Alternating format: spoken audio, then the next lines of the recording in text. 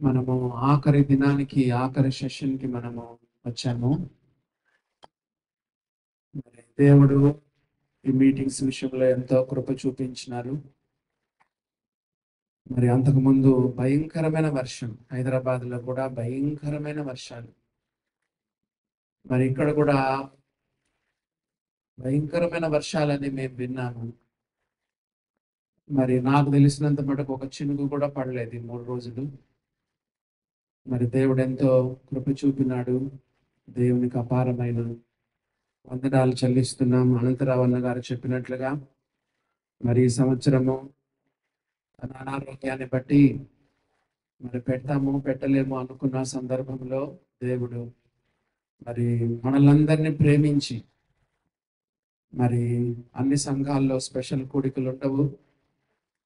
మరి దేవుడు ఇలాగా ఒక అవకాశాన్ని మనకందరికి ఇచ్చినందుకు దేవునికి వందనాలు చెల్లిస్తున్నాం. మరి ఈ సమయంలో మమ్మల్ని కూడా ఆహ్వానించి మరి మీతో సహవాసం చేయడానికి, వాక్యాన్ని పంచుకోవడానికి మరి మమ్మల్ని ఆహ్వానించిన అనంతరావణ గారికి, అలాగనే మాటంగా సంఘానికి, సంఘ పెద్దలకు, పరిచారకులకు, పరిశుద్ధులకు అందరికీ పేరు పేరున వందనాలు తెలియజేస్తున్నాము.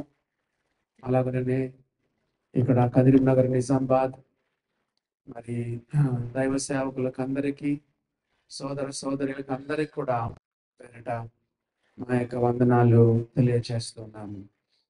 మరి మాకు మీరు ఇచ్చిన ఆహ్వానం బట్టి, మీరు ఇచ్చిన అవకాశాన్ని బట్టి, మీరు ఇచ్చిన ఆతిథ్యాన్ని బట్టి మరి మీకు వందనాలు. ప్రేమగా మమ్మల్ని చూసుకున్నారు, మంచి విడిది మాకు ఇచ్చినారు, మరి మంచి విశ్రాంతి మాకు ఇచ్చినారు. చక్కగా మేము వాక్యం చదువుకోవడానికి, ప్రార్థనలు గడపడానికి ఒంటరిగా మాకు ఒకరికొకరు లాట్ ఇచ్చినారు. మరి మంచిగా మమ్మల్ని చూసుకున్నందుకు మరి మీకందరికీ ప్రభు పేరిట వందనాలు. మరి అన్న కూడా చెప్పినట్లుగా అన్న యొక్క ఆరోగ్యం కొరకు మనమందరం ప్రార్థన చేద్దాము.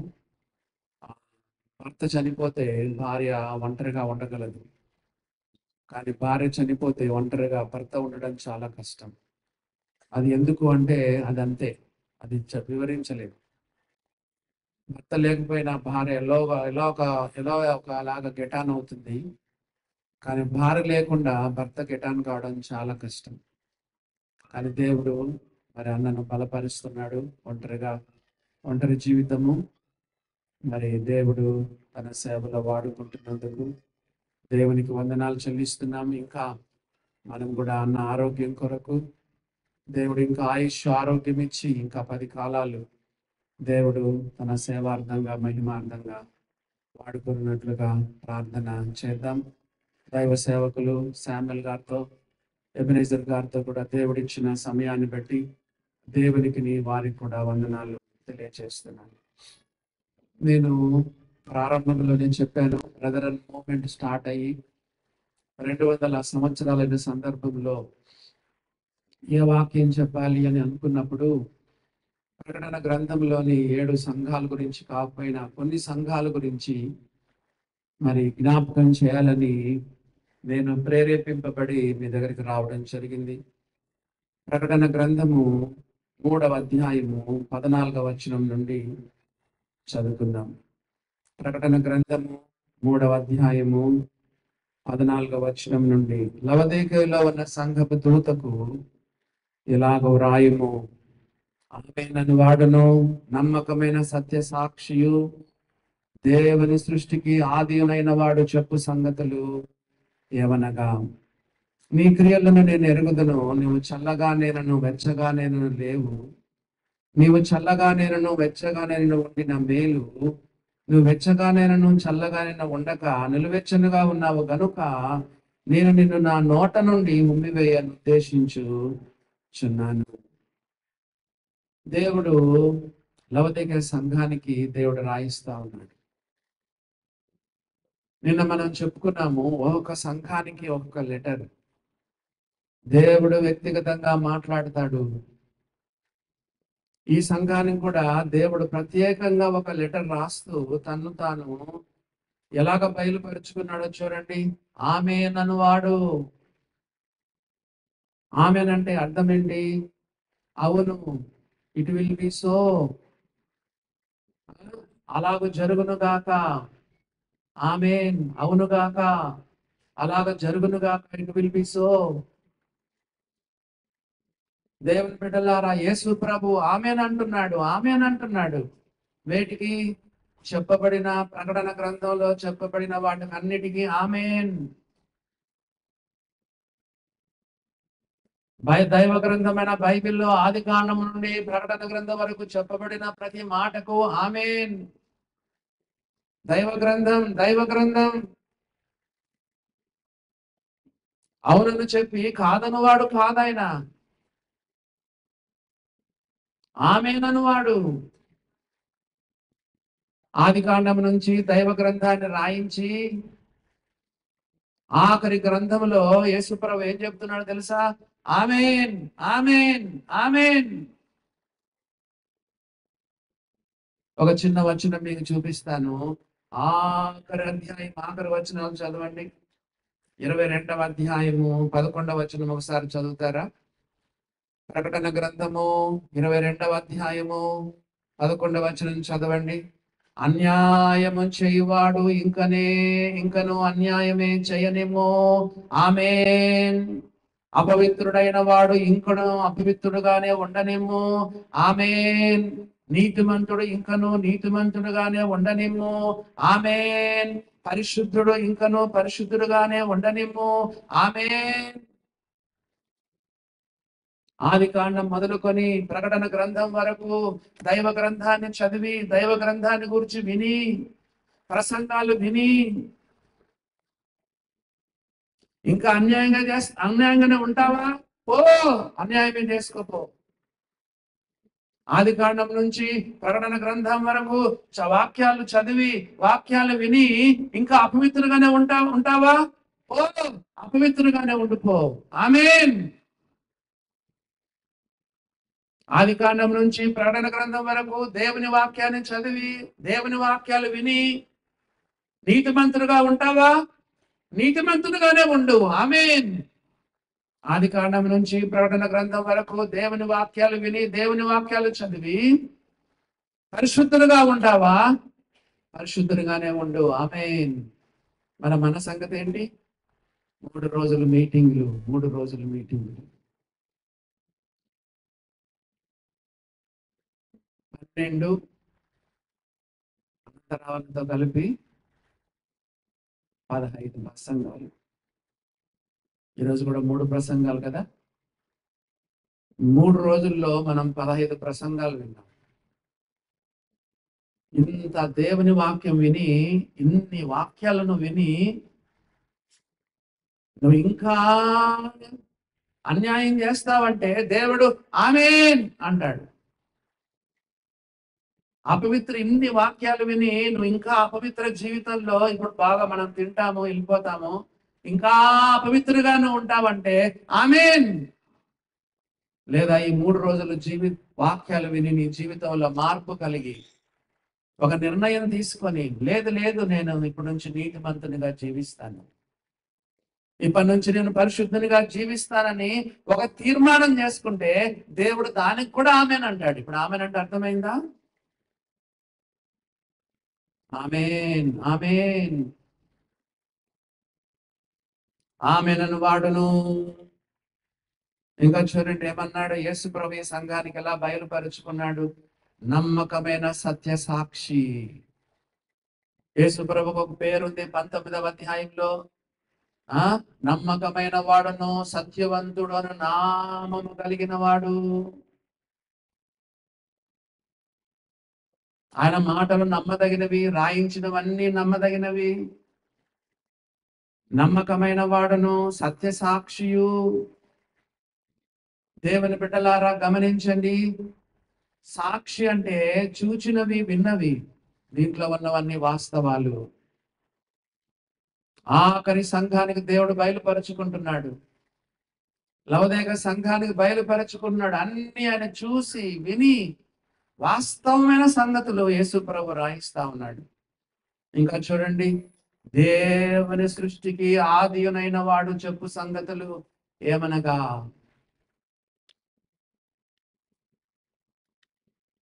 నిన్న కూడా మనం విన్నాం, ఆది ఆయనే, అంతము ఆయనే, కడపటివాడు ఆయనే, మొదటివాడు ఆయనే, సంఘానికి సోర్స్ ఆయనే, సంఘానికి ముఖ్యమైన మూలరాయి, తలరాయి, సంఘానికి శిరస్సు, సంఘానికి ప్రధాన కాపరి. ఆయనే మన సోర్స్. ఆయన లేకుండా మనం ఈ లోకంలో జీవించలేము. నాకు వేరుగా ఉండి మీరు ఏమీ చేయలేరు. A helpless branch in the tree. కదండి, ఒక కొమ్మ చెట్టులో ఉంటేనే అది ఫలిస్తుంది. ద్రాక్షవల్లిని నేను, తీగలు మీరు, నాకు వేరుగా ఉండి మీరేమి చేయలేరు. దేవుని వాక్యంలో మనం చదువుతున్నాము, దేవుని సృష్టికి ఆది అయిన వాడు, సంఘానికి మూలమైన వాడు చెప్పు సంగతులు ఏమనగా ఏం చెప్తున్నాడో చూడండి. నీ క్రియలను నేను ఎరుగుదును, నువ్వు చల్లగా నేనను వెచ్చగా నేనను లేవు. క్రియలు కలిగిన సంఘం, విస్తారమైన మీటింగులు, ప్రోగ్రామ్స్, ఇయర్ ప్లానింగ్, సభలు, మహాసభలు, దండయాత్రలు, యూత్ మీటింగులు, సిస్టర్ మీటింగులు, విబిఎస్లు. కొంతమందికి ఇయర్ ప్లాన్ ఉంటుందండి. ఈ సంఘంకు ఎంతో ఉంది, ఎన్నో మీటింగ్లు చేస్తా ఉంది. దేవుడు చెప్తున్నాడు, నీ క్రియలు నేను ఎరుగుదును. కానీ దేవుడు ఏం చెప్తున్నాడంటే, నీవు చల్లగా నేనను వెచ్చగా నేను లేవు. నీవు చల్లగా నేనను వెచ్చగా నేను ఉండిన మేలు. సాధారణంగా మనము తాగితే వేడి వేడి టీ అయినా తాగుతాం, లేదా చల్ల కూల్ డ్రింక్ అయినా తాగుతాం. మధ్యలో తాగుతామా? తాగితే వేడి వేడి టీ తాగుతాము, తాగితే చల్లని కూల్ డ్రింక్ తాగుతాం. దేవుడు ఈ సంఘాన్ని గురించి చెప్తున్నాడు, నీవు చల్లగా నేనను వెచ్చగా నేను లేవు. నీవు చల్లగా నేను వెచ్చగా నేను ఉండిన మేలు. నువ్వు వెచ్చగా నేను చల్లగా నేను ఉండక నులివెచ్చనుగా ఉన్నావు గనుక నేను నిన్ను నా నోట నుండి ఉమ్మివేయను ఉద్దేశించుచున్నాను. విశ్వాసులు ఎట్లుండాలండి? నిలువెచ్చనుగా ఉన్నారు, నిలువెచ్చనుగా ఉన్నారు. నిన్న మనం ఒక వాక్యం చదువుకున్నాం, అక్రమం విస్తరించుట చేత అనేకుల ప్రేమ చల్లారిపోయింది. విశ్వాసి, చల్లారిపోయినావు, చల్లారిపోయినావు. అనంతరావన్న ఒక మాట చెప్పారు, ప్రారంభంలో ఉన్న ఉజ్జీవం నాకు కనపడడం లేదు.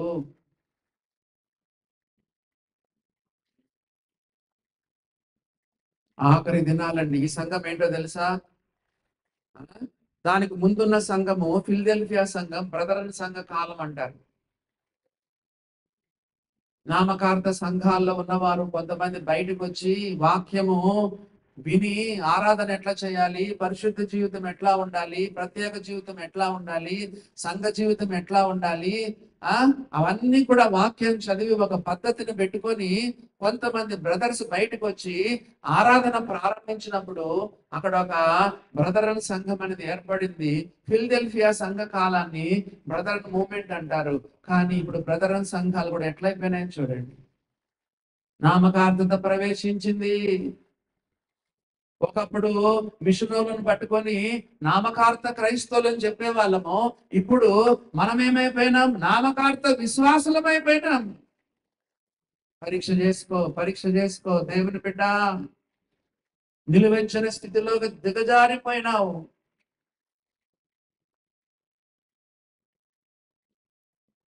యేసు ప్రభు నమ్ముకున్న బిడ్డలు ఎట్లుండాలి? ఆత్మలో తీవ్రత,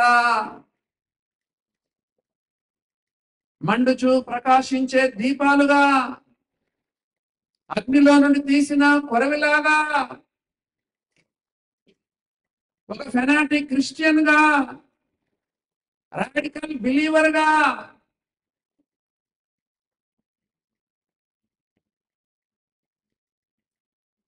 చల్లారిపోయినాం. ఉద్యోగం లేదు, ఉత్తేజం లేదు, ఉల్లాసం లేదు, ఉడుకుదనం లేదు.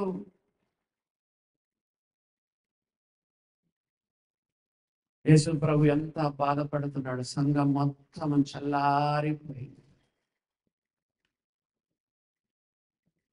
కనీసము వెచ్చగానైనా ఉన్నా చల్లగానున్నా మేలు అని చెప్తున్నాడు యేసు ప్రభు. కాబట్టి నేను నా నోట నుండి నిన్ను ఉమ్మివేయ నిర్దేశించుచున్నాను.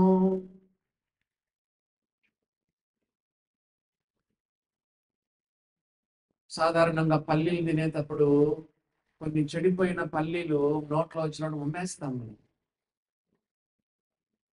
యేసు ప్రభు ఎంత కఠినమైన భాష ఉపయోగిస్తున్నాడో చూడండి. 17వ వచనం, నీవు దౌర్భాగ్యుడవను, దిక్కుమాలిన వాడవను, దరిద్రుడవను, గుడ్డివాడవను, దిగంబరునై ఉన్నావని ఎరగక. చెప్పేదేమో దేవుడు, రాస్తున్నదేమో యోహాను. సంగమా, నువ్వు దౌర్భాగ్యుడవు, దిక్కుమాలిన వాడవు, దరిద్రుడవు, దిగంబరుడవు, గుడ్డివాడవు.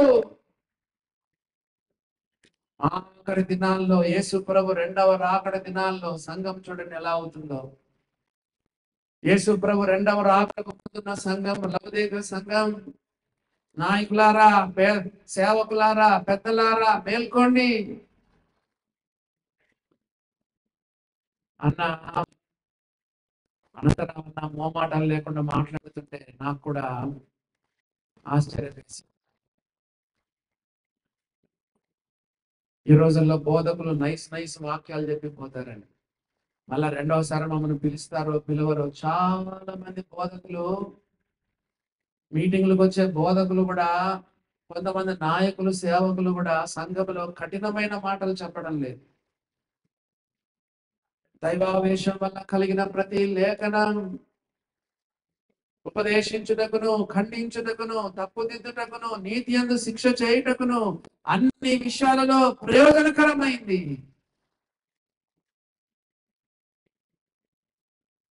విశ్వాసులారా, మీ సంఘ పెద్దలు గాని, సేవకులు గాని ఎప్పుడైనా కఠినమైన ప్రసంగాలు చేస్తే బాధపడద్దు. యోహాను ఎంత గట్టిగా రాశాడండి. ఆత్మావేశంతో, దైవావేశంతో ఎంత రాశాడు గట్టిగా. నువ్వు దౌర్భాగ్యుడవు, దిక్కుమాలిన వాడవు, దరిద్రుడవు, ఓ లవోదికయ సంఘపు దూత, ఓ సంఘ పెద్ద, ఓ సేవకుడా, ఓ విశ్వాసి, నువ్వు దౌర్భాగ్యుడవు, దిక్కుమాలిన వాడవు, దరిద్రుడవు, దిగంబరుడవు, గుడ్డివాడవు. నువ్వేం చేస్తావు? ఎదిరిస్తావు. దైవ సేవకుని ఎదిరిస్తావు, పెద్దల్ని ఎదిరిస్తావు, నాయకుల్ని ఎదిరిస్తావు. మా మీద ప్రసంగం చేస్తావా? నా భార్య మీద ప్రసంగం చేస్తావా? భర్త మీద ప్రసంగం చేస్తావా? మా పిల్లల మీద ప్రసంగం చేస్తావా అని తిరుగుబాటు చేస్తావు. నీతిమంతులు కొట్టుట నాకు ఉపకారము. 141వ కీర్తన 3-4 వచనాలు. నీతిమంతులను కొట్టుట నాకు ఉపకారం, వారిని గద్దించుట తైలాభిషేకం. అట్టి అభిషేకం నేను త్రోసివేయకొందును గాక. అమ్మా, అయ్యా, విశ్వాసులారా, మీ దైవ సేవకులు, పెద్దలు, నాయకులు మిమ్మల్ని ఎప్పుడైనా తిడితే తిట్టించుకోండి. కొట్టొచ్చు కూడా, తప్పులేదు. ఎక్కడుంది వాక్యం? దైవ సేవకుడు కొట్టొచ్చు అని ఎక్కడుంది? నెహెమ్యా గ్రంథము 13వ అధ్యాయంలో చూడండి. నెహెమ్యా గ్రంథము 13వ అధ్యాయంలో ఒక మాట మనం చదువుదాం. నెహెమ్యా గ్రంథము 13వ అధ్యాయంలో అక్కడ నెహెమ్యా ఏం చేసినాడో చూడండి. నెహెమ్యా గ్రంథం 13వ అధ్యాయము 23వ వచనం నుండి, ఆ దినములలో అష్డోదు, అమ్మోను, మోయాబు సంబంధులైన స్త్రీలను వివాహం చేసుకున్న కొందరు యూదులు నాకు కనపడిరి. వారి కుమారులలో సగం మంది అష్డోదు భాష మాట్లాడువారు. వారు ఆయా భాషలు మాట్లాడువారు, కానీ యూదుల భాష వారిలో ఎవనికి రాదు. అన్యులను పెళ్లి చేసుకుంటే, ఇతర మతస్థులను పెళ్లి చేసుకుంటే బైబిల్ భాష రాదు, ప్రార్థన రాదు, 23వ కీర్తన రాదు, మొదటి కీర్తన రాదు, వందనాలు పెట్టేది రాదు. యూదుల భాష వాళ్ళు ఎవరికి రాదు. అన్యులను పెళ్లి చేసుకున్నారు. నెహెమ్యా ఏం చేశాడో చూడండి. 25వ వచనం, అంతటా నేను అనగా నెహెమ్యా వారితో వాదించి వారిని శపించి కొందరిని కొట్టి, దైవ సేవకుడు కొట్టచ్చా కొట్టకూడదా? డిఎల్ జీవరత్నం గారు నాకు చెప్పేవాళ్ళు, ఎవరు ఎఫ్రాయిం అన్న చెప్పేవాడు, కొట్టేవాడంట. డిఎల్ జీవరత్నం గారు కొట్టి మాట్లాడేవాడంట. దైవ సేవకుడు కొట్టొచ్చు, తప్పులేదు. నడుము వంచు, మెడ వంచు, తల వంచు, మోకాలు వంచు, వారు నన్ను కొట్టుడు నాకు తైలాభిషేకం అని దావీదు చెప్పాడు. నెహెమ్యా వారిని కొట్టి చెప్పండి, వాదించి శపించి కొందరిని కొట్టి వారి తల వెంట్రుకలు పెరికివేసి, మీరు వారి కుమారులకు మీ కుమార్తెలను ఇయ్యకయు, మీ కుమారులకైనా మీకైనా వారి కుమార్తెలను పుచ్చుకొనకయు ఉండవలనని వారి చేత దేవుని పేరిట ప్రమాణము చేయించితిని. దేవుని బిడ్డలారా, యోహాను ఆత్మపూర్ణుడై దైవావేశం కలిగిన వాడై సంఘాన్ని పట్టుకొని ఏమంటున్నాడు చూడండి. పరిశుద్ధులను విశ్వాసులను పట్టుకొని, దౌర్భాగ్యుడా, దిక్కుమాన్నవాడా, దరిద్రుడా, దిగంబరుడా, గుడ్డివాడా, విశ్వాసి,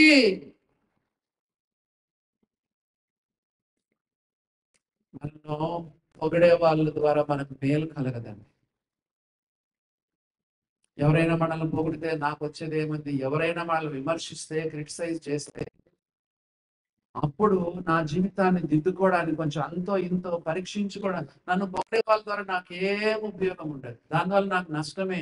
గర్విస్తాను కదా, కొన్నిసార్లు నేను గర్విస్తాను, దారి తప్పే అవకాశం ఉంది. పొగడడం ద్వారా ఎవరైనా విమర్శిస్తే కొంచెం నేను లోపల అంతరంగంలో నా హృదయాన్ని పరీక్షించుకునే అవకాశం ఉంది. ఈ రోజుల్లో బోధకులు కూడా ఎవరు పెద్దగా ఖండించట్లేదు. నైస్ వాక్యాలు చెప్పడం,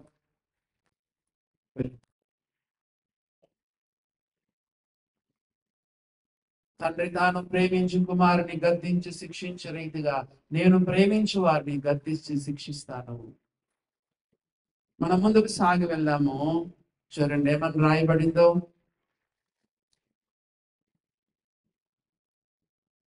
దిగంబరుడై ఉన్నామని ఎరుగక, నేను వివరించడం లేదండి, ఒక్కొక్కటి వివరించాలంటే సమయం సరిపోదు. దౌర్భాగ్యుడు అంటే ఏంటి, దిక్కుమాల వాడంటే ఏంటి, దరిద్రుడు అంటే ఏంటి, మరి గుడ్డివాడు అంటే ఏంటి, ఇవన్నీ వివరించడానికి మనకు సమయం సరిపోదు. ఎరుగక నేను ధనవంతుడను, ధనవృద్ధి చేసుకొని ఉన్నాను, నాకేమీ పొదవలేదని చెప్పుకొనుచున్నావు. నేను కూడా పరీక్ష చేసుకోవాలి కదా. మేము కూడా 5 మందితోనే స్టార్ట్ చేశాం మా సంఘం కూడా. దేవుడు ఇప్పుడు ఎంతో దీవించినాడు. దేవుడు నిన్ను దీవించాడు, నీ యొక్క సంఘాన్ని దీవించినాడు, నీ పరిచర్యను దీవించినాడు. దేవుని బిడ్డలారా గమనించండి, దేవుడు మనల్ని ఒక స్థితికి తీసుకొచ్చిన తర్వాత మన పాత స్థితిని మనం ఎన్నడూ మర్చిపోకూడదు. దేవుని బిడ్డలారా, ఈ సంఘం సెల్ఫ్ సాటిస్ఫాక్షన్. ధనవంతుడును, ధనవృద్ధి చేసుకొని ఉన్నాను, నాకేమీ పదవి లేదు. ఎంత గుడ్డిదైపోయిందండి సంఘం, ఎంత గుడ్డిదైపోయింది. ఎరుగక దిక్కుమాలిన వాడవు, దరిద్రుడవు, దిగంబరుడవు, దౌర్భాగ్యుడవు, గుడ్డివాడని ఎరుగక దేవుని అడగాలి, ప్రభువా నా నిజమైన స్థితిని నాకు తెలిపయ్యా, ప్రభువా నా నిజమైన స్థితిని నాకు తెలిపండి ప్రభువా. Give me more light on my self. నన్ను గూర్చిన అవగాహన నాకు దయచేయ్యా, నన్ను గూర్చిన ప్రత్యక్షత నాకు దయచేయి ప్రభువా.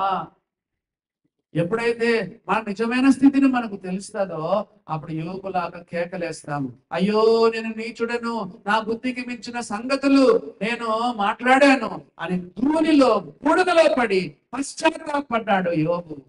అయ్యో నేను అపవిత్రుడను, అపవిత్రమైన పెదవులు గలవాడను, అపవిత్రమైన పెదవులు నివసించేవాడను. పెద్ద ప్రవక్త యెషయా కేకలు దేవాలయంలో కేకలేసుకున్నట్టు ఇటు తిరుగుతున్నాడు. అయ్యో అయ్యో, దేవుని అడుగుదాం, ప్రభువా నా నిజమైన స్థితిని నాకు తెలిపయ్యా. నేనైతే బాగానే ఉన్నాను అనుకుంటున్నాను. 90వ కీర్తనలో మోషే చెప్పాడు, నీ ముఖకాంతిలో మా రహస్య పాపములు కనబడుతున్నాయి.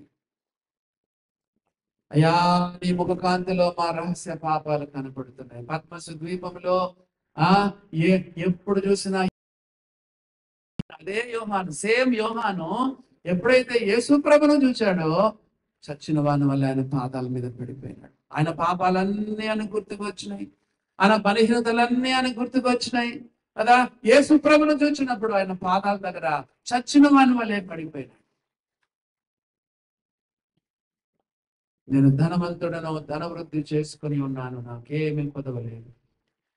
నేను తెలంగాణ సంఘాల గురించి చెప్పడం లేదు. కొన్ని సంఘాలు విపరీతమైన కానుకలండి, మస్తు కానుకలు, లక్షలు లక్షలు, బ్యాంకుల్లో లక్షలు, కొంతమంది కోటి కూడా దాటిపోయింది. మూలుగుతుంది దేవుని డబ్బు. ఆస్తిపాస్తులు సమకూర్చుకున్నాను. నిన్న కూడా చెప్పాను కదా, స్థలాలు, మదిరాలు, ఆస్తిపాస్తులు కదా, ఎన్నెన్నో ఎన్నెన్నో ఎన్నెన్నో కూర్చుకున్నారు ఆస్తిపాస్తులు. అందుకే సంఘాలు ఎక్కువ తొందరలు, బ్యాంకు బ్యాలెన్స్ గురించి కొట్లాటలు, ఎన్నో సంఘాల్లో తొందరలు, విపరీతంగా ఆస్తిపాస్తులు సంపాదించుకుంది లవదీక సంఘం. దేవుని బిడ్డలారా గమనించినారా? నిన్న మనం ఒక మాట చదువుకున్నాం. ఏంటంటే స్మరణ సంఘము దరిద్రమైన సంఘము, కానీ దేవుడు ఏమన్నాడు? అయినని నీవు ధనవంతుడవే. లవదీక సంఘాన్ని దేవుడు ఏమన్నాడు చెప్పండి? నువ్వు దరిద్రుడు అని చెప్తే ఈ సంఘం ఏం చెప్తుంది? నేను ధనవృద్ధి చేసుకుని ఉన్నాను. మన అంచనాలు వేరు, దేవుని అంచనాలు వేరు, దేవుని లెక్కలు వేరు, మన లెక్కలు వేరు, మనం చూస్తున్న విధానం వేరు, దేవుడు చూస్తున్న విధానం వేరు. మొదటి వారు అనేకులు కడపటి వారు అవుతారు, కడపటి వారు మొదటి వారు అవుతారు. స్మరణ సంఘం దరిద్రమైన సంఘము, కానీ దేవుడు చెప్తున్నాడు నువ్వు ధనవంతుడవే. కానీ ధనవంతమైన సంఘం, కోట్ల కోట్ల రూపాయలు కలిగిన సంఘాన్ని దేవుడు అంటున్నాడు నువ్వు దరిద్రుడవు, దిక్కుమాలిన వాడు. పరీక్ష చేసుకో, పరీక్ష చేసుకో.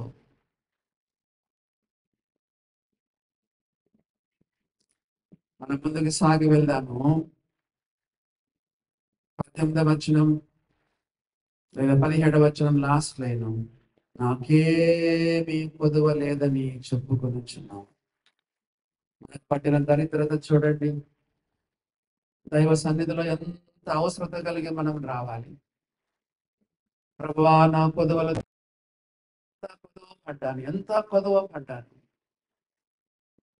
ఎంతగా దేవుని సన్నిధిలో మనం సంపూర్తి చేయబడాల్సిన అవసరం ఉంది. దేవుడు ఏం చెప్తున్నాడో చూడండి.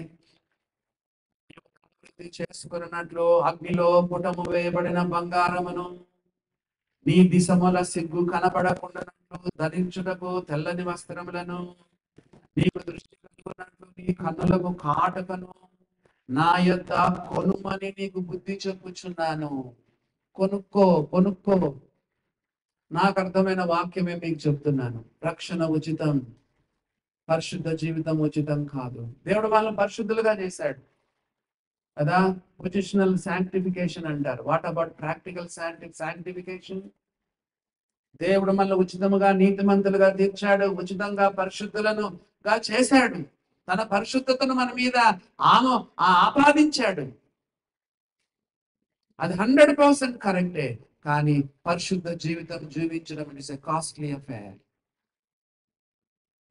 దేవుడు చెప్తున్నాడు కొనుక్కో, కొనుక్కో, నా దగ్గర కొనుక్కో. ఏంటి, ఏమేమి కొనుక్కోవాలి చూడండి. నువ్వు ధనవృద్ధి చేసుకున్నట్లు అగ్నిలో పుటం వేయబడిన బంగారం కొనుక్కో. నీ దిశ మళ్ళా సిగ్గు కనబడకుండా ధరించుకున్నట్టు తెల్లని వస్త్రాలు కొనుక్కో. దృష్టి కలుగున్నట్లు కాటుకు కొనుక్కో. అర్థాలు చెప్పడానికి నాకు టైం సరిపోదు, టూకీగా చెప్తున్నాను. It's a costly affair. భక్తి జీవితం, పరిశుద్ధ జీవితం, నీతి కలిగిన జీవితం దేవుని దగ్గర కొనుక్కోవాలి. You have to pay the price, you have to count the cost. నమ్ముకున్నావు, రక్షణ పొందినావు, మంచిదే. బాప్తిసం తీసుకున్నావు, మంచిదే. దేవుని ఆరాధన చేస్తున్నావు, మంచిదే. కానీ పరిశుద్ధ జీవితంను దేవుని దగ్గర కొనుక్కోవాలి. దేవుని బిడ్డలారా, ఇట్స్ ఎ కాస్ట్ లెవెల్. కొనడం అంటే ఏంటి? నువ్వు వెల చెల్లించాలి, వెల చెల్లించాలి. పరిశుద్ధ జీవితం కొరకు ఏం వెల చెల్లిస్తున్నావు? నీ ప్రాక్టికల్ లైఫ్ కొరకు ఏం వెల చెల్లిస్తున్నావు? యేసు ప్రభు చెప్పలేదా, ఎవడైనా వెంబడించాలనుకుంటే తను తాను ఉపేక్షించుకొని తన శిలువనెత్తుకొని నన్ను వెంబడించాలి. క్రైస్తవ జీవితం నేను కూడా గమనించానండి. చాలా కష్టమైన జీవితం. యేసు ప్రభుని వెంబడించడం నాకు తెలిసినంత ఎవడైనా నన్ను వెంబడింపాలనుకుంటే తన్ను తాను ఉపేక్షించుకొని తన శిలువనెత్తుకొని నన్ను ప్రతిదినం వెంబడించాలని యేసు ప్రభు వారు చెప్పారు. దేవుని బిడ్డ, రక్షణ ఉచితమే. పరిశుద్ధ జీవితంలో కొనసాగడం అంటే కష్టమే.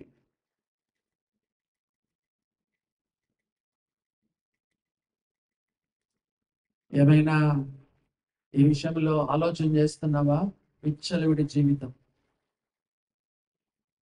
క్రమశిక్షణ లేని జీవితం, దైవ భయమే లేని జీవితం, భయముతో వణుకుతో మీ స్వంత రక్షణను కొనసాగించుకోనండి అంటే పట్టించుకునేవాడే లేడు. నమ్మినాను, బాప్తిసం పొందాను, ఇంకా ఎట్లయినా పరలోకం పోతానని చెప్పి విచ్చలవిడి జీవితాలు. మరి దేవుడు ఏమన్నాడు చూడండి, ఇలా జీవిస్తే ఏంటి? 19వ వచనం చూడండి. నేను ప్రేమించు వారిని, ఈ సంఘాన్ని యేసు ప్రభు ప్రేమిస్తున్నాడు.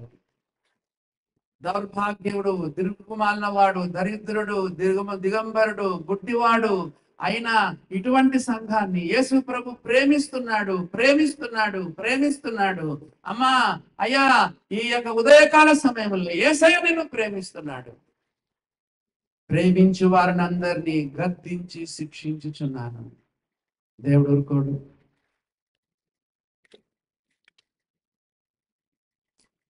దేవుడు ఊరుకోడండి. మొత్తం దేవుడు గద్దిస్తాడు, శిక్షిస్తాడు. మీలో నేను ఎవరైనా ప్రశ్నిస్తే దేవుడు మనల్ని ప్రేమిస్తున్నాను గుర్తు చెప్పండి అంటే మీరు వెంటనే ఏం చెప్తారంటే, అన్నా శిలువలో మన కొరకు ప్రాణం పెట్టాడన్న అంటారు. వాస్తవమే, 100% కరెక్ట్. దేవుడు ప్రేమిస్తున్నాడని రెండవ గుర్తు ఏంటంటే మనల్ని గద్దిస్తాడు, శిక్షిస్తాడు.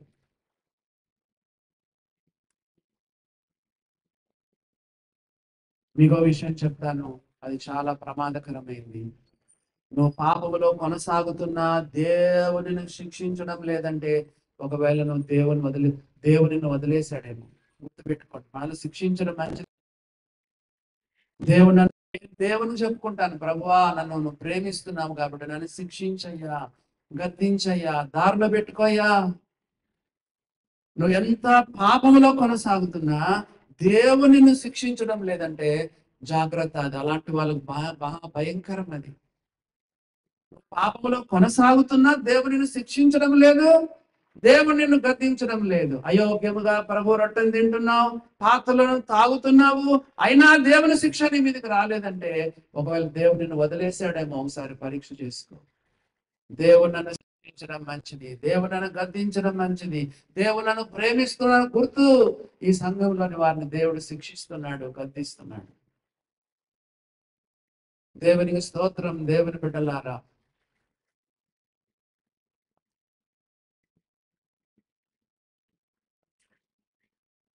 తండ్రి శిక్షింపని కుమారుడెవడో, కుమారులైన వాళ్ళందరూ శిక్షలో పాలు పొందుచున్నారు కదా. ఆ శిక్షలో పాలు పొందని ఎడల మీరు దుర్బీజులే కాని కుమారులు కాదు.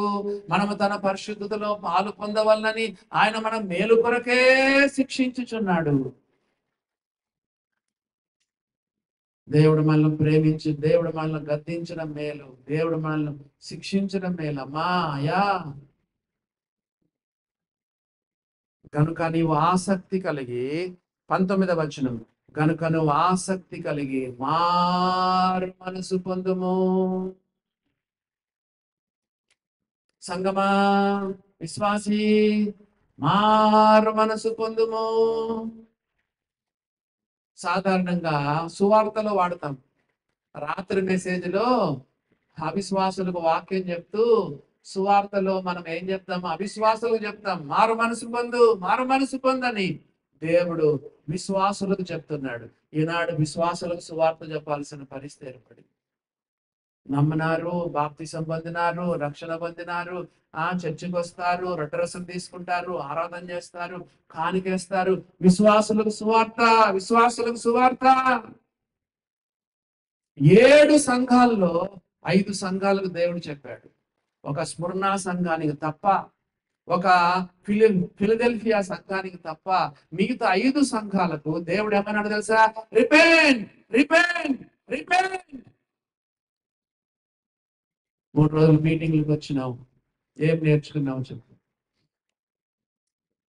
నేను కూడా మీటింగ్లో గమనించినాను, మేము కూడా వెళ్తుంటాం కదా.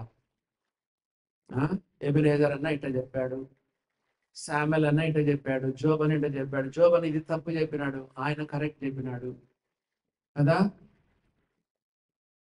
మీటింగ్లంతా ఇదేనండి, ఇదే దేవుడు నాతో. నేను కింద కూర్చున్నాను, ప్రభువా నీ దాసుడు మాట్లాడుతున్నాడు, నాకేం చెప్తావు ప్రభువా, నేనేం దిద్దుకోవాలి ప్రభువా. పొద్దున్న నేను కూర్చొని శ్యామల గారు వాక్యం చెప్పేటప్పుడు, ప్రభువా నాకు ఒక సందేశం దయచేయ.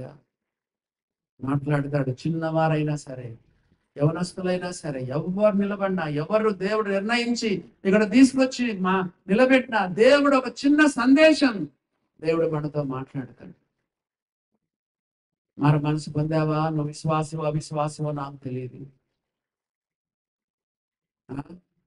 విశ్వాసులను పట్టుకొని దేవుడు మారు మనసు పొందమంటాడే. ఎన్ని బలహీనతలు ఉన్నాయండి విశ్వాసుల్లో, దిద్దుకోవలసినవి ఎన్ని ఉన్నాయండి. సేవకులు దిద్దుకోవలసినవి ఎన్ని ఉన్నాయండి. పెద్దల్లో, నాయకుల్లో, విశ్వాసుల్లో దిద్దుకోవాల్సినవి ఎన్ని ఉన్నాయండి. ఆసక్తి కలిగి మారు మనసు పొందు. 7 సంఘాల్లో 5 సంఘాలకు దేవుడు చెప్పాడు. 20 వచనం, విచారకరమైన వచనం, 20 వచనం. ఇదిగో నేను తలుపు వద్ద నిలుచుండి తట్టుచున్నాను, లవదేక సంఘములో యేసు ప్రభు లేడు. అమ్మో, మీటింగులు జోరుగా నడుస్తున్నాయి. కార్యక్రమాలు, ఆదివారం ఒక మీటింగ్, సోమవారం ఒక మీటింగ్, మంగళవారం ఒక మీటింగ్, బుధవారం ఒక మీటింగ్, గురువారం ఒక మీటింగ్, శుక్రవారం ఒక మీటింగ్, శనివారం మీటింగ్. జోరుగా కార్యక్రమాలు జరుగుతున్నాయి. యేసు ప్రభు లేడు, యేసు ప్రభు లేడు, యేసు ప్రభు లేడు. యేసు ప్రభు లవదేక సంఘం బయటికి వెళ్ళిపోయి, నాకు స్థానం ఇవ్వండి, నాకు చోటు ఇవ్వండి. లవదేక సంఘంలో యేసు ప్రభుకు చోటు లేదు. ఒక విషయం చెప్తాను, నేను తెలంగాణ సేవకుల గురించి చెప్పట్లేదు కదా. బయట సంఘాల్లో దైవ సేవకుడు సంఘాన్ని ఆక్రమించి కూర్చుంటాడండి. సినీ స్టార్స్ లాగా ఉంటారు. టై, సూటు, కోటు, బూట్ వేసుకుంటాడు, లిప్స్టిక్ పెట్టుకుంటాడు, బార్లు తీసుకొస్తాడు, పిల్లలు తీసుకొస్తాడు, అందరిని ఎక్స్పోజ్ చేస్తాడు. వాళ్ళు కూడా మంచిగా పెయింట్లు వేసుకొని వస్తారు. ప్రజలను యేసు ప్రభు వైపు కాదు, ప్రజలను తమ వైపుకు, తమ శిక్ష వస్తుంది. దేవుని వాక్యంలో రాయబడలేదా? హేరోదు రాజవస్త్రములు ధరించి న్యాయపీఠం మీద ఉపన్యాసము చేస్తుండగా అతడు దేవుని మహిమపరచనందున పురుగులు పడి ప్రాణము విడిచెను. జాగ్రత్త, జాగ్రత్త. మనుషులు నీ వైపుకు ఆకర్షించొద్దు, ప్రజలు నీ వైపుకు ఆకర్షించుకో. చాలా సంఘాలలో యేసు ప్రభు లేడు, యేసు ప్రభు లేడు. ఇందాక అన్న చెప్పారు, ఆరాధన విధానం ఎట్లా కొంతమంది ముంద వేసుకుంటారని. యేసు ప్రభు కనపడు, చేరేసి కూర్చుంటాడు ముందర. దైవ సేవకుడు ఆరాధన ప్రభు పల్లెలో నువ్వు కనపడాలా, నేను కనపడాలా? ఇక్కడ ప్రోగ్రామ్స్ నడిపిస్తున్న అధ్యక్షులకు పక్కనేసినారు, నేను సంతోషించినాను. మనం కనపడకూడదు కదండి. అధ్యక్షులు పక్కకేసేసినారు సీటు. ఇంకా ఇలాంటి మీటింగ్లే ఇట్లా మనం పక్కన పెడితే ప్రభు బల్లలో ఆక్రమించుకుంటారు. మొదటి పాట ఆయన చెప్తాడు, రెండో పాట ఆయన చెప్తాడు, మూడో పాట ఆయన చెప్తాడు. రొట్టెకాయన స్తుతులు చెల్లిస్తాడు, పాత్రకాయన స్తుతులు చెల్లిస్తాడు, కానుకలకైన చేస్తాడు, వాక్యమైన చెప్తాడు. లాస్ట్ ముగింపు ప్రార్థన కూడా అది. ఇదేనా మన బ్రదర్ క్రమం?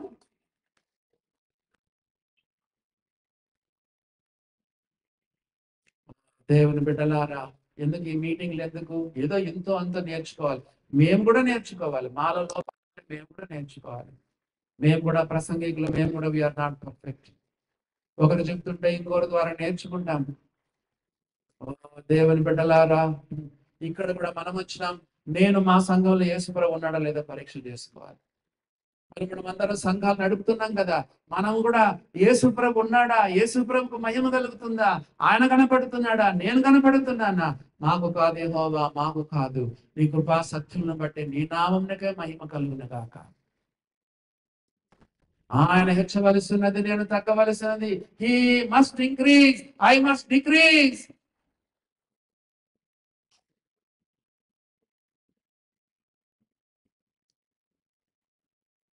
కొరింథీయులకు రాసినటువంటి మొదటి పత్రిక 14వ అధ్యాయం చూడండి. కొరింథీయులకు రాసినటువంటి మొదటి పత్రిక 14వ అధ్యాయం. మన సంఘం ఎట్లుండాలో చూడండి. అందరూ కోరుకోండి, మా సంఘం ఎట్లుండాలయ్యా, మా సంఘం ఎట్లుండాలయ్యా. మొదటి కొరింథీ 14వ అధ్యాయం 24, 25 వచనాలు. అందరూ ప్రవచించుచుండగా, లేదా అందరూ పాటలు పాడుతుండగా, స్తుతించుచుండగా, వాక్యం చెప్పుచుండగా, అవిశ్వాసి అయినను ఉపదేశం పొందని వాడైనను లోపలికి వచ్చిన ఎడల అందరి బోధ వలన, పాట వలన, స్తుతులు చెల్లించుట వలన, ఆరాధన చేయుట వలన తాను పాపినని గ్రహించి అందరి వల్ల విమర్శింపబడను. అప్పుడు అతని హృదయ రహస్యములు బయలుపడను. ఇందువలన దేవుడు నిజముగా మీలో ఉన్నాడు. ఇందువలన దేవుడు నిజంగా మీలో ఉన్నాడు. మన బ్రదర్ సంఘాల్లో యేసుప్రభు ఉన్నాడా? ఎక్కడ ఇద్దరు ముగ్గురు నా నామన కూడి ఉందరు అక్కడ ఉంటాను అని చెప్పాడే, ఉన్నాడా? లవదీక సంఘంలో యేసుప్రభు లేడు. పెద్దలు, నాయకులు, సేవకులే మొత్తం స్టేజ్ అంతా ఆక్రమించుకొని యేసుప్రభువును కనపడకుండా చేస్తుంది. పాస్టర్లు అంతా ప్రజలను తమ వైపుగా ఆకర్షించు. యేసుప్రభు ఎక్కడున్నాడు? మొదటి కొరింథీ 14వ అధ్యాయం 24, 25 వచనాల్లో అందరూ పాటలు పాడుతుంటే, ప్రవచిస్తుంటే, అవిశ్వాసి అయిన వాడు, ఉపదేశం పొందిన వాడు లోపలికి వచ్చినప్పుడు అందరి బోధ వలన విమర్శించబడి తాను పాపినని గ్రహించి కదా దేవుని పాదాల మీద పడి నమస్కారం చేసి మరి వెళ్ళిపోతాడు, రక్షణ పొంది వెళ్తాడంట. ఇది దైవ సన్నిధి అంటే. మన సంఘాలు ఇది జరుగుతుందా దేవుని బిడ్డ? ఇదిగో నేను తలుపు నద్ద నిలుచుండి తట్టుచున్నాను. ఎవడైనా నా స్వరము విని తలుపు తీసినడలా నేను అతని వద్దకు వచ్చి అతనితో నేనును నాతో కూడా అతడును భోజనం చేయదుము. వివరించడానికి సమయం లేదు. స్టాండింగ్ జీసస్ కదా. ఏమేమున్నాయి చెప్పండి? యేసుప్రభు ఒకడు ఏం చేస్తున్నాడు? Standing Jesus, knocking Jesus, pleading Jesus, penetrating Jesus, companion Jesus. తడుతా ఉన్నాడు. సంగమా, సంగమా, మీ సంఘంలో నాకు చోటు లేదు. పాటలు పాడుతున్నారు, ప్రార్థనలు చేస్తున్నారు, ఆరాధన చేస్తున్నారు, రొట్టెరస తీసుకుంటా ఉన్నారు, కానుకేస్తున్నారు, ప్రసంగాలు చేస్తున్నారు, సేవ చేస్తున్నారు. మీ క్రియలు నేను ఎరుగుతాను. నేను లేను, సంఘంలో లేను. నేను తలుపు వద్ద నిలుచుండి తట్టుచున్నాను. Standing Jesus, knocking Jesus. మూడవది ఏంటి? ప్లీడింగ్ జీసస్ కదా. తలుపు తెరువు, తలుపు తెరువు, లోపలికి వస్తాను, లోపలికి వస్తాను. Pleading Jesus. ఆ తర్వాత తలుపు తెరిస్తే పెనిట్రేటింగ్ జీసస్, లోపలికి వస్తాడు. తలుపు తెరిస్తే ఈనాడు మనం ఏం చేయాలి? యేసయ్యా, సంఘములో ఒక విశ్వాసిగా ఉన్నాను, ఒక సేవకునిగా ఉన్నాను, పెద్దగా ఉన్నాను. అయ్యా నన్ను కనపడకుండా చేయండి అయ్యా. ఎన్నడూ నీ మహిమ నేను తాకకూడదు. యేసుప్రభు ఏం చెప్పాడు తెలుసా? మరణమనుకున్నట్టు నా ప్రాణం దారపోస్తున్నానని చెప్పాడు. ప్రాణం ఇచ్చాడు, కానీ నా మహిమను ఎవరికి ఇచ్చేవాడును కాను. యెషయా గ్రంథంలో 2 సార్లు దేవుని మహిమను తీసుకోవద్దు, దేవుని మహిమను దొంగలించొద్దు. దేవా రాయా, దానికి శిరస్సువు, ప్రధాన కాపరివి, ముఖ్యమైన మూలరాయివి, తలరాయివి అయ్యా. నేను నిమిత్త మాత్రున్నయ్యా. సంఘములో ఒక విశ్వాసిని, పెద్దను, సేవకుని నన్ను కనపడకుండా చెయ్యయ్యా. మా సంఘంలో ఉండయ్యా. నీ కార్యం ఈ సంఘంలో నీ పరలోక సన్నిధి పరువళ్ళు తొక్కాలి. అదా నీ ఆత్మ సంచారం మా సంఘంలో ఉండాలి.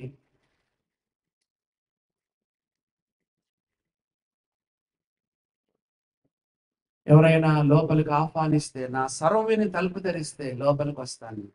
ఆ తర్వాత నేను అతనితో కూడా, అతనితో అతడు నాతో కూడా భోజనము చేయదము కదా. కంపానియన్ జీసస్ ఇంతగా దిక్కుమాలిన అనగా ఇంత దౌర్భాగ్య స్థితిలో దిగిపోయిన సంఘం విషయంలో కూడా మీరు తలుపు తెరిస్తే వస్తాను, నేను భోజనం చేస్తానని చెప్పాడు.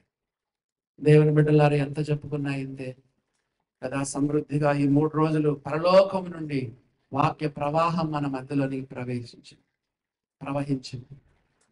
మరి ఏం చేస్తావు ఇంటికి పోయిన తర్వాత? చెప్పండి, ఏం చేస్తాం మనం ఇంటికి పోయిన తర్వాత? నీ పడక దగ్గర మోకరించు, కన్నీరు కార్చు. ప్రభు అవిశ్వాసం నాకు తెలియదు, మేము చేతులు ఎత్తమని కూడా చెప్పట్లేదు. ఇంటికి వెళ్ళి నీ పడక దగ్గర మోకరించి కన్నీటి ప్రార్థన చేయి. ప్రతి మీటింగ్ లో ప్రతి వర్తమానం ద్వారా నాతో మాట్లాడాను. ప్రభా నన్ను క్షమించయ్యా, నా జీవితం సరిగా లేదు, నీ వాక్యంతో పోల్చుకుంటే ఎంతో సిగ్గుపడుతున్నానయ్యా, ఎన్నో పొరపాట్లు, ఎన్నో బలహీనతలయ్యా, జ్ఞాపకంగా ఒప్పుకో, దేవుని సన్నిధిలో ఒప్పుకో. ఆయన మన పాపములు మనం ఒప్పుకున్నాడుగా నమ్మదగిన వాడు, నీతిమంతుడు కనుక ఆయన మన పాపములను క్షమించి సమస్త దుర్నీతి నుండి మనల్ని పవిత్రులుగా చేయను. దేవుడి వాక్యాన్ని మన కొరకు దీవించును కాక. తల వంచండి, చిన్న ప్రార్థన చేసుకున్నాం. సర్వాధికారి, మహాగణుడా, మహోన్నతుడా, పూజనీయుడా, పరిశుద్ధుడా, ఆకాశ మహాకాశాలు పట్టజాలని దేవుడా, అద్వితీయుడా, అక్షయుడా, అదృశ్యుడా, మీ పాదాలకు స్తోత్రం ప్రభువా. ప్రేమించి మా కొరకై నీ ప్రియ కుమార్ని పంపించి ఆయన శిలువ బలియాగ మరణ పునరుత్థానాల ద్వారా రక్షించుకున్న దేవా స్తోత్రం. ఈ యొక్క ఉదయ కాలంలో మీ సన్నిధి, మీ కుమార్ని సన్నిధి, పరిశుద్ధాత్మ సన్నిధి మాతో ఉన్నందుకు వందనాలు ప్రభువా. ఈ 3 రోజులు పరలోకము నుండి నీ వాక్య ప్రవాహాన్ని ప్రవహింపచేసినందుకై స్తోత్రం. ముగ్గురు నీ దాసులను, ఎబెనేజర్ గారిని, శామ్యుల్ గారిని, నీ దాసుని నన్ను నడిపించారు ప్రభువా స్తోత్రం. ఏ చిన్న ఆటంకం కలగలేదు, ఎవరికి అపాయం కలగలేదు, వర్షం రాలేదు ప్రభువా తండ్రి. భయంకరమైన వర్షాలు ఈ రోజుల్లో ఆయన మీ సన్నిధిని మేము గుర్తించగలిగాము ప్రభువా. అన్ని సవ్యముగా దివ్యముగా జరిగినాయి. మంచి రుచికరమైన భోజనాలు మీరు ఇచ్చారు తండ్రి స్తోత్రం. అలాగనే ఆత్మీయమైన భోజనం కూడా మీరు మాకు ఇచ్చినారు. నీ వాక్యం మా చెవులలో గింగురమనున్నట్లుగా చేయండి. భోంచేసి అందరం మేము ప్రయాణం చేయబోతున్నామయ్యా. ఆయన ప్రయాణాల్లో మాట్లాడండి, ఇంటికి వెళ్ళిన తర్వాత మాట్లాడండి, మాతో మాట్లాడడం కొనసాగించండి ప్రభువా. ఒక మార్పును మేము కోరుకుంటున్నామయ్యా. ఒక రూపాంతర అనుభవాన్ని మాకు దయచేయమంటూ వేడుకుంటున్నాము అయ్యా. సహాయం చేయండి.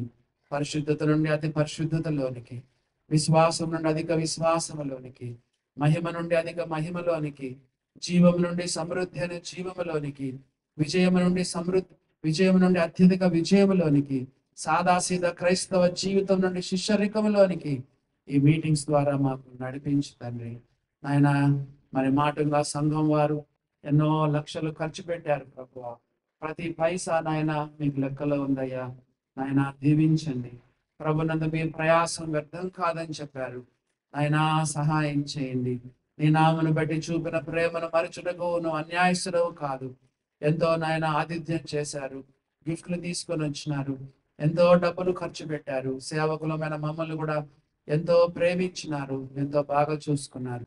ఆయన గిన్నెడు చన్నీళ్ళు ఇచ్చిన ప్రతిఫలం పోదన్నారు ప్రభు. ఆ సంఘం పైన అపారమైన దీవెనలు కుమ్మరించండి. మాటంగా సంఘంలో ఇంకా నూతన ఆత్మలను చేర్చండి. పెద్దలు, పరిశుద్ధులను, నాయన పరిచారకులందరినీ దీవించండి ప్రభా. వచ్చిన వారందరినీ పేరు పేరున దీవించండి. మీ దాసులు అనంతరావన్న కొరకు మరొకసారి ప్రార్థిస్తున్నాం. దాసునికి మంచి ఆరోగ్యం దయచేయండి. ఆయన బలహీనతలు నీ శక్తిని పరిపూర్ణం చేయండి. నీ రెక్కల నీడలో ఉన్న ఆరోగ్యం నీ దాసునికి దయచేయండి.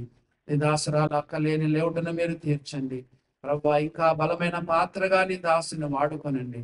తెలంగాణ సేవకులు నాయన వచ్చారు నాయన, పేరు పేరున దీవించండి. వారు కూడా పాటుపడి నాయన వెహికల్స్ లో తీసుకుని వచ్చినారు. రావలసిన దీవెన దయచేయండి ప్రభువా. వారిని, వారి కుటుంబాలను, భార్య బిడ్డలను జ్ఞాపకం చేసుకోనండి. బిడ్డల అవసరతలు, ఉద్యోగాలు, వివాహాలు అన్నిట్లో కూడా తోడై ఉండండి. ఆర్థికమైన అవసరాలన్నీ తీర్చండి. వారు పడిన ప్రయాసం కూడా తండ్రి ఫలితం మీరు దయచేయమంటూ వేడుకుంటున్నాను. వెళ్తుండగా నీ కృపగల హస్తాలకు మమ్మల్ని అప్పగించుకుంటున్నాను.